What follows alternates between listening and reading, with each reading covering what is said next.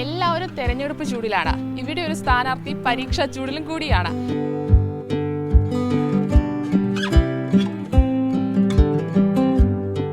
നമുക്കൊപ്പം ഉള്ളത് പൂജപ്പുര വാർഡിലെ സ്ഥാനാർത്ഥിയായിട്ടുള്ള LDFിന്റെ സ്ഥാനാർത്ഥിയായിട്ടുള്ള ആർച്ചിയാണ്. ആർച്ചിക്ക് ഇന്ന് BEdന്റെ പരീക്ഷയാണ്.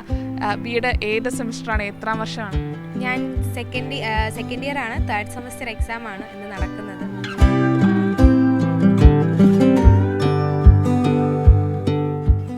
ആദ്യത്തെ എക്സാം ആണോ? അതെ, ഫസ്റ്റ് എക്സാം ആണ്.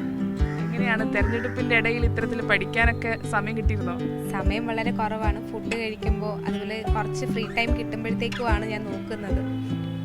തെരഞ്ഞെടുപ്പ് പ്രചരണമൊക്കെ എങ്ങനെയാണ്? ഉഷാറായി പോകുന്നു? അതൊക്കെ ഉഷാറായിട്ട് പോകുന്നുണ്ട്. എങ്ങനെയാണ് നാട്ടില്, എങ്ങനെയാണ് പ്രചരണ പരിപാടികളൊക്കെ? ഇതുവരെ എല്ലാം പോസിറ്റീവായിട്ടാണ് പോയ. എല്ലാ വീടുകളിലും പോസിറ്റീവായിട്ടുള്ള റെസ്പോൺസ് ആണ് കിട്ടിയിട്ടുള്ളത്. അപ്പോൾ അതിൽ വലിയ ഹാപ്പിയാണ്.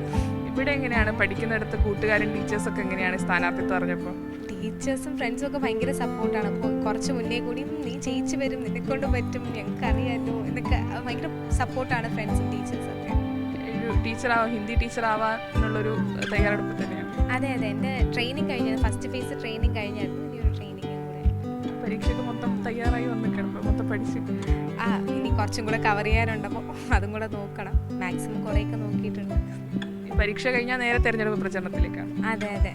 ഇന്നെവിടെയാണ് തെരഞ്ഞെടുപ്പ്? ഇന്ന് പൂജപ്പുര തന്നെയാണ്, ചാടിയറ.